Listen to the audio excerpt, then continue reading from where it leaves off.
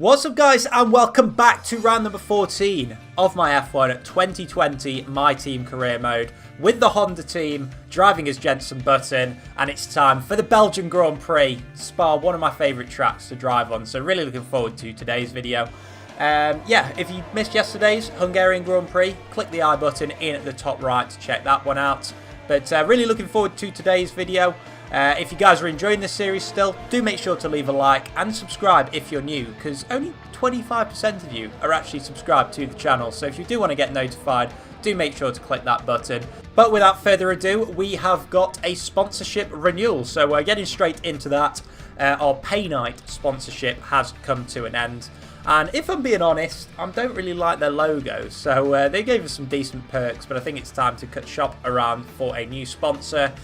And, well, we are going back to one of the old sponsors. It is XXY, who we literally just have to complete all practice programs for. They give us a nice little goal bonus, and it's pretty easy to achieve. So, yeah, we're going to sign with them. It's good to have XXY back on the car. So, yeah, they're just at sort of the back of the engine cover and also on the front of the car.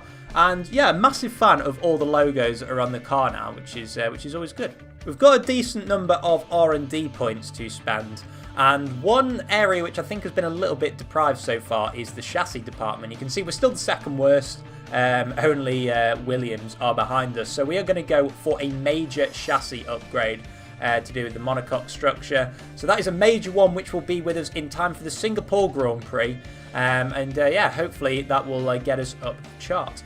Activities wise, we've only got a few days before the mid-season break, so we're going to do a bit of driver promotional filming because that only takes a day of our time, and we're also going to do a chassis equipment upgrade because yeah, a little bit of department morale, some resource points, and yeah, it doesn't harm any of the other departments. And then finally, just before we pop off on our summer holiday, we are going to upgrade the chassis facility so that it can generate more resource points for us, something which I believe we did to the Aero facility last time out. So advancing through time, we have to take 2 weeks off for the summer break, the sort of mandatory summer shutdown that you get in real life F1.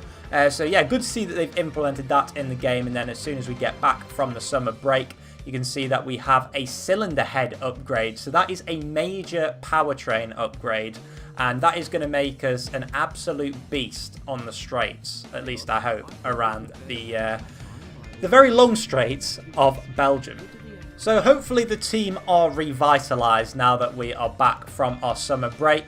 And yeah, getting to the track, you can see that it's pretty much dry for the whole weekend, apart from a little bit of rain that is forecast at the end of qualifying. So that could be interesting. But then, yeah, getting into our driver rivalry, we've got one race remaining after this weekend in our rivalry with Esteban Ocon. So yeah, we're a couple behind, but yeah, it's anybody's game really with these two races coming up.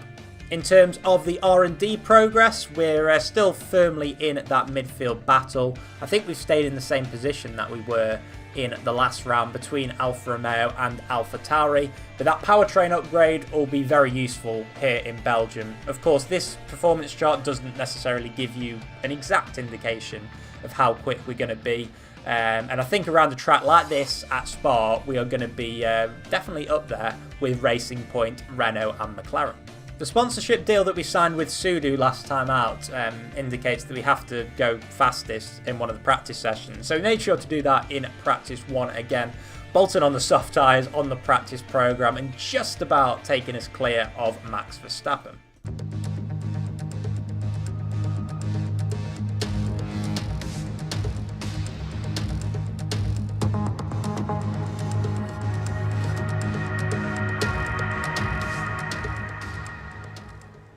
So the admin work is done, the practice programs are completed, and now is the time where you've all been waiting for, the first competitive session of the weekend in practice.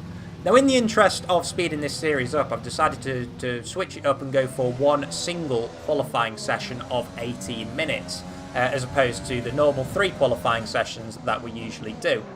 Right at the start of the session, we struggled right at the very first corner. We ran wide and that lost us probably a few tenths of a second. But coming around the final corner to complete this first lap in qualifying, you can see that we go purple in Sector 3, but we are a few tenths off Sergio Perez.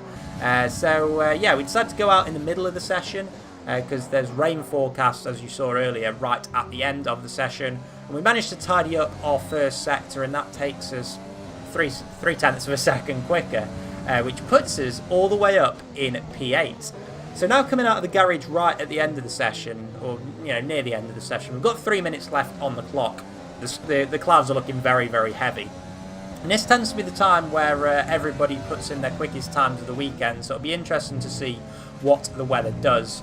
And here, Carlos Sainz was just going really, really slowly, so we decided to pass him. And then we get towards the final sector, and we're sort of behind Alex Albon, so we decide to back off a little bit, give him a bit of room.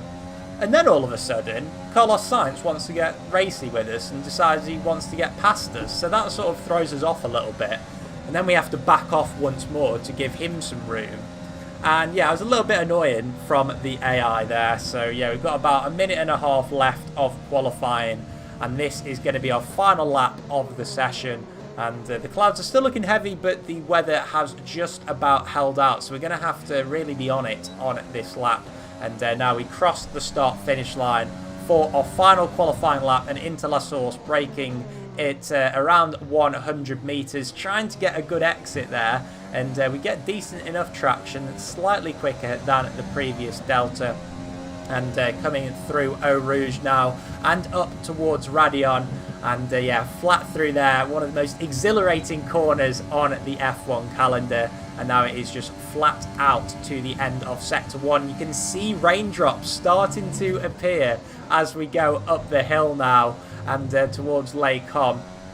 And as we come through the right-hander there, we lose a little bit of time, starting to lose grip. And as we come into No Name, the first time we are down on the Delta. And this is starting to look a little bit difficult now. The conditions are a bit treacherous. I think Lando Norris is closing in on us a little bit behind. So maybe the conditions for the AI aren't feeling too bad. But as we come through Pouhon, it is so difficult to go flat through there. And yeah, we're a couple of tenths of a second down as we come towards the end of Sector 2. And we were really starting to push at this point as we get a big snap of oversteer there, and we run a little bit wide. We can't brake as late as we would in the dry, and we are 1.1 seconds slower in that second sector compared to our previous best. And yeah, at this point, I'm sort of happy because nobody else is going to be able to improve in these conditions. So I'm just keeping my fingers crossed that we can hold P8. And as we come towards the bus stop chicane now, as everybody's crossing the line, I'm seeing no improvement in the times, and we're not moving down the standings. And sure enough, we managed to hold P8. So thank you, Rain. Thank you so much. And there you can see that, yeah, we're about 1.6 seconds off pole, but looking very good. And Sergio Perez is the only one of the non-top 3 teams that is in front of us. We out-qualify our rival. We'll run through the full grid in a second with David Croft. But yeah, looking pretty good for the race. We're in Belgium once again for today's round of the Formula One World Championship. It's a race the great Ayrton Senna won 6 times, and in 2019, Charles Leclerc became the first driver to take their maiden win here since Michael Schumacher in 1992. Before we begin, let's take a quick look at the grid lineup for today's race. Lewis Hamilton lines up on pole position, and it's Valtteri Bottas that completes the front row. Considering the rest of the grid, we have Leclerc, Vettel, Max Verstappen and Albon, Perez, Buchan, Norris and Esteban Ocon, Gasly, Giovinazzi, Daniel Ricciardo and Kvyat, Stroll, Raikkonen, Nobuharu Matsushita and Roman Grosjean, Magnussen, Russell, Latifi and Carlos Sainz will start from the back of the grid. Which of these talented drivers will come out on top today? As Fernando Alonso once said to Jolyon Palmer, karma for Carlos Sainz. He has a 10-place grid penalty. I assume not for blocking me in qualifying, but still. Nice to see that he did get some sort of penalty, probably from engines. Anyway, strategy-wise, it's just going to be a one-stop this afternoon. And yeah, we're going for a 25% race, again, just in the interest of trying to speed this season 1 up. I'm so far behind everybody else now. So yeah, I just thought 25% races till the end of the season would be good. In terms of the drivers' standings, we are doing all right. We're up to P12 now after a good couple of races and some good points finishes. And that also took us ahead of Alfa Romeo in the constructors' standings last time out. So the question is, can we hold on to P7? It's looking pretty good, seeing as we have our first top 10 start of the season. Can we convert it into some good points? It's lights out and away we go here at the Belgian Grand Prix. Albon gets a lot of wheel spin off the line, as does Sergio Perez. Albon goes right round the outside of the Ferrari cars, and we get a tap from behind, which sends us off the track. I think it was from Max Verstappen, and we have tumbled down the order. We lost all momentum on the exit of La Source, and as we now go through Eau Rouge and Radion, we are down outside of the points-paying positions, and we have got the AlphaTauri of Daniel Kvyat on our tail. We're down into P13, and it really is unlucky for some this time out. Trying to take a look down the inside of Pierre Gasly now into Lecombe, and no, we just can't quite hook it all the way around the outside. Can we put it down the inside? No, we can't. And as we head now down into Brussels at turn 10 on this famous circuit, we try and go all the way around the outside of Gasly, and not quite enough grip out there. And as we come through No Name Corner now, we've got Kvyat on our tail once again, and we're really struggling in this middle sector. It was the case in practice and qualifying as well. We've very much gone for a setup which is efficient in a straight line and maybe not quite so much in the corners. So yeah, we're just going to have to put up with a little bit of pain, I think, in this middle sector especially. And as we go through Campus and towards Stavelot for the first time, Kvyat very much on our tail. But as we come out of the curve Paul Frere, we really propel ourselves out of there. And you can see getting very close to Pierre Gasly, who we were nowhere near in that middle sector. And the straight line speed on this thing is unbelievable. That engine upgrade that we had is working wonders, and we get past Gasly and almost run into the back of Lando Norris. I have no idea how we didn't make contact through there, but thank God that we didn't, as Kvyat gets past Gasly as well. So I think we maybe scared Pierre Gasly a little bit. But as we now start lap 2 of the Grand Prix, we are just behind Lando Norris, and it'll be interesting to see what our engine can do on the run up through Eau Rouge and Radion and on to the Kemmel Straight. So the Renault engine of Lando Norris seems to be coping reasonably well. Of course, there's no DRS at the moment, and pretty much everybody is slipstreaming each other. So we have to stick behind our fellow countrymen for the meantime in P12. And boy, oh boy, that was an interesting start. So you can see here from the POV of Max Verstappen exactly what happened. So we go around his outside, and then he just tags us. And that's why we lose all momentum. But there is a Renault car that just came out of absolutely nowhere. And that man was Daniel Ricciardo. So I think he was starting from about 12th position in the race, and then absolutely sends it down the inside. And I think he goes into the side of Verstappen, and then Verstappen hits us. So yeah, cheers Daniel. And then at the end of lap 1, the action didn't stop. So we get past Gasly and then just about feed our way in between him and Lando Norris. So yeah, I think Gasly just got sort of pinched to the inside, and that is where his teammates got ahead of him. Well, I've just about caught my breath, but we are back on board with ourselves at the end of lap 2 in this Belgian Grand Prix. Lando Norris stuck behind Antonio Giovinazzi, but once again the engine power in this Honda is unbelievable, and we'll try and go around the outside of Lando Norris now into the bus stop chicane, and we try and go around the outside, which then turns the inside on the final part of the corner, but Norris hooks it up around the outside. And now as we go into La Source, are we going to take a look down the inside? Yes, we are. We go to the inside. Norris doesn't put up any sort of defence, which is interesting. And, well, I was a little bit apprehensive when I first got ahead of him, But fortunately, we are within that 1 second window of Antonio Giovinazzi, meaning that we will get DRS on the run up the hill. But it looks as if Norris and Kvyat are going to get a good slipstream on us up the hill here. So we're going to have to go defensive into Lecombe, or else we are going to be under threat from our fellow Brit in the McLaren. But no, we just about managed to defend our position, and that means that we're going to stay in P11 for the meantime. But coming towards the end of lap 3, we do close in on the Alfa Romeo driver Giovinazzi. So Alfa Romeo, one of the main teams that we're battling in the constructors standings at the moment. There's only a few points separating us, so it would be good to get ahead of the lead Alfa Romeo car of Giovinazzi and score some more points this afternoon. Now, we showed some good pace in qualifying, and unfortunately that lap 1 incident meant that we've been sort of shoved down the order. But if we can overtake Giovinazzi here, I think we've got every chance of scoring some good points this afternoon. So we are on the DRS now, down the Kemmel Straight, and on the run down to Lecombe. Are we going to run down the inside? No, we are not. We are purple through Sector 1 though, showing how much speed this Honda engine has.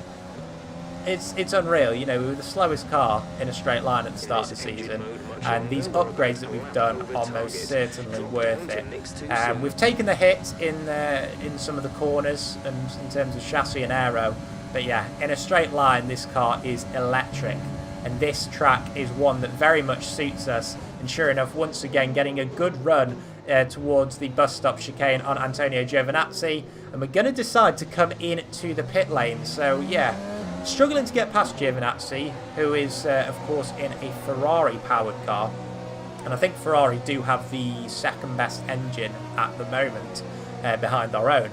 So yeah, coming into the pit lane I think will do us some good, get us a little bit of clean air, and hopefully get the undercut on some of the cars ahead. It's a 2.7 second pit stop from the boys and girls in the pits, so we're not too bad, and we come out in last position at 22nd, but only about 7.7 seconds behind Nicholas Latifi in the Williams. So using our overtake mode up the hill, struggling to get a little bit of temperature into the tyres, and we're going to take a look at what happened right at the front. So the only other man I think that pitted on lap 4 with us was Lewis Hamilton, and yeah, interestingly enough, he came out in quite a lot of traffic, so I think he was leading the race ahead of his teammate Valtteri Bottas. And interesting that they've brought him in so early and fed him into traffic, so we'll keep tabs on exactly what is happening for the race lead later on. But going back on board with ourselves, we've gained a good few seconds on that Williams car ahead of Latifi, and now the cars are pouring into the pit lane. This is where we will see whether we have gained anything by pitting that one lap early. So we come through La Source now, and who is coming through? It is Esteban Ocon by the looks of it, and we jump him. So I don't think Giovinazzi came into the pits that lap, but the man that was sat in P9, Esteban Ocon, has been overtaken by ourselves, of course, our rival as well, which is always good to get ahead of him. And now we look at the rear wing of Sergio Perez. We are trying to go right round the outside of the Racing Point driver, going purple through Sector 1, but trying to leave him enough room. We are wheel to wheel with the Mexican as we come through the end of Lecombe, and sticking his nose back down the inside is Esteban Ocon as we go into Brussels. Is he going to be able to stick it down there? No, he isn't, and he gets a bit of a bit tail happy on the exit, and as we come through No Name, we stay ahead of Esteban Ocon. Very, very good for the rivalry points, and hopefully we can stay ahead of the Renault to the end of the race. So it's a very short race in terms of laps here at Spa, because it's such a long track. I think it is the longest track of the season, but yeah, that means that there's not as many overtaking opportunities, because you sort of come to the overtaking opportunities less frequently. But with this engine, it's not just the Kemmel Straight, which is an overtaking opportunity. No, the run to the bus stop chicane is a very viable option. And as we close in on Sergio Perez, we may have an opportunity here at the end of lap 6. But no, we're going to stick behind for the meantime, as we've got a couple more cars coming into the pit lane at the end of lap 6. So they've taken their tyres a long way into this race, and it's looking like a very clustered pit lane. And, well, it'll be interesting to see where we come out. I think there is still a few more cars that have got to come into the pit lane, because we are currently in 13th position. And now we run up through Radion for the 7th time, and we are getting very, very close to Sergio Perez, who is not in the DRS of Max Verstappen ahead, and that means that we absolutely breeze past the Mercedes-powered car and up into P12. And very close now to Max Verstappen. So I think we were about 1.3 seconds behind him as we came through Radion, and we got the gap down to about 7 tenths of a second by the end of it. But now it looks as if Verstappen is stuck behind a Williams car. I think that is George Russell. So if he could stick behind him for a little while longer, that would be fantastic. Because then I think we may have a chance of at least getting the DRS off Max Verstappen. So Russell's still out there on the soft compound of tyres, and as we now come through campus, it's still Verstappen stuck behind Russell, and will he be able to have a look at him on the exit of Paul Frere? That will be the question. So Verstappen still struggling in the dirty air of the Williams, and that has given us an excellent opportunity to try and get ahead of both of them as we come through Blanchimont now, going down the inside of George Russell, and that gives us a great run on Max Verstappen, but we don't quite manage to go down the inside. A move that Verstappen himself made, I think it was on Felipe Nasr back in 2015. We weren't quite brave enough to try it down the inside of the Red Bull. I think it would have ended in tears. But yeah, we're going to take a look at a replay of exactly what happened, because this was an exhilarating bit of driving. So we managed to get down the inside of Russell, and then just don't quite manage to get it turned in on Max Verstappen. That would have been one hell of a move. But yeah, then we stick behind him into the bus stop chicane. But fast forward a few more corners, and we've got the remaining drivers that have pitted. So we're now in P8 in this race, and we've got a great opportunity at getting P7 off Max Verstappen, who is very much struggling with his non-factory Honda engine. And we just breeze past him, and up into P7 we go. Another purple sector one. Boy, oh boy, are we enjoying this Belgian Grand Prix. Revenge from Verstappen hitting us on the first lap of the Grand Prix. Now, yeah, whilst all that was going on, Valtteri Bottas emerged from the pit side by side with his teammate Lewis Hamilton. Now, bear in mind, this is for the race victory. These two are ahead of all of the Ferrari and Red Bulls. So, yeah, very controversial decision from Mercedes to put Hamilton out into traffic. You can see here, going down the Kemmel Straight, he is behind Valtteri Bottas, and it stays like that at the end of the Kemmel Straight. And they are both in traffic now. So, yeah, going to be very, very difficult, I think, for Hamilton to overtake him and get the race victory. But now we skip all the way on to lap 11, because, to be honest, it was a little bit of a stalemate. We couldn't close in on Daniel Ricciardo ahead, but we managed to just have enough engine power, really, to stay ahead of Max Verstappen. Meanwhile, Valtteri Bottas does take the victory. So, yeah, I'm sure Lewis Hamilton won't be too happy about that, although he does take the fastest lap on the final lap of the race. And we come round the final corner to take another 6 points. It is P7 here at Spa, and a brilliant recovery from P13 back up to P7. I think we can be proud of that one, as Daniel Ricciardo, the man that almost ruined our race on lap 1, takes driver of the day. And Valtteri Bottas, it's another victory for him. He took the victory last time out in Hungary, and it is another one this time after starting in P2 at the start of the race. But yeah. And I can see the drivers starting to approach the podium for the victory celebrations. A real team victory today. Everybody played their part. Congratulations then to Mercedes, your race winners today. Brilliant to see that the black Mercedes has been implemented into the game. So yeah, they've got the black race suits, they've got the black car, and just a really, really good looking livery. So yeah, good to see that in the game for the rest of the cycle, and Charles Leclerc there making up the final podium position. So the man that was leading the championship, Leclerc, for the majority of this series, drops yet more points to Lewis Hamilton. Alex Albon comes home in P4, the lead Red Bull for the second consecutive race, with Verstappen really struggling, and yeah, we just seem to have the pace on him, which is really good. Matsushita had a little bit of a difficult qualifying, and yeah, struggled to progress up through the race, but P15, not terrible for him, but not quite points like he got in the last race in Hungary.